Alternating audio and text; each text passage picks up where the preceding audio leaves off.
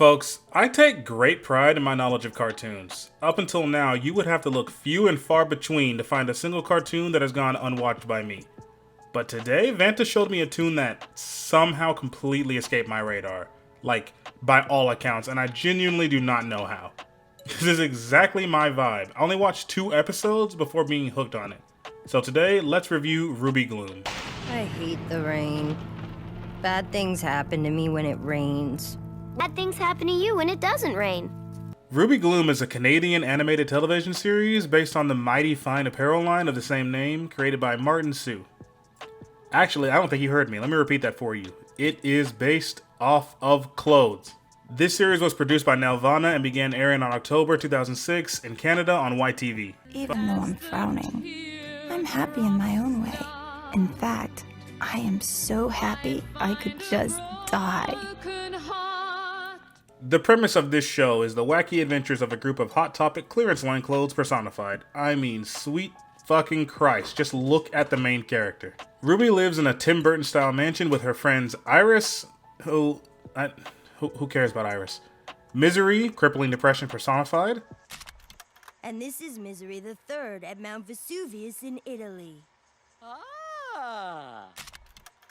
As you can see, her vacation was a blast. Frank and Lynn, wannabe rock star conjoined twins. Who am I kidding, wannabe?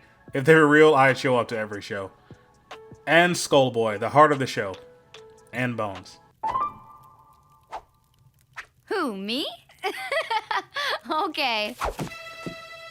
I didn't do it. That stuffed mug was my friend. You believe me, don't ya? Don't ya?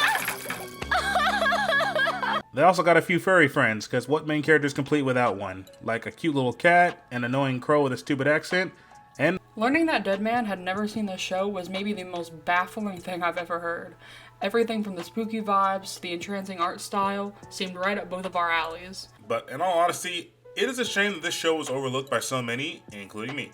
It's charming, it's aesthetically pleasing, the comedy is hit or miss, but the jokes that do land are pretty good, and the voice acting is just a lot better than you would think from this era.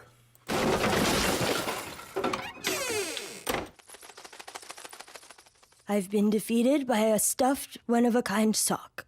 Call us a couple of spooky nerds, but the goth vibes in this show are immaculate. Every character brings their own fun flair, from Frank and Lynn always arguing, to Skullboy keeping things weird and wacky. It's kinda like if you dipped Wayside into a vat of whatever the fuck Alice injected to end up in Wonderland, and had a baby with all 3 Hex girls who wandered off into the woods one day, and fell into the door to Halloween Town, and married into the Addams family just to steal the fortune from— Okay, yeah, let me just interject, because trust me, she will just keep going. Now, while this tune is full of fun, spooky vibes and good jokes, it does have its flaws. The designer to this tune spent all their creative gas on the house and the interior.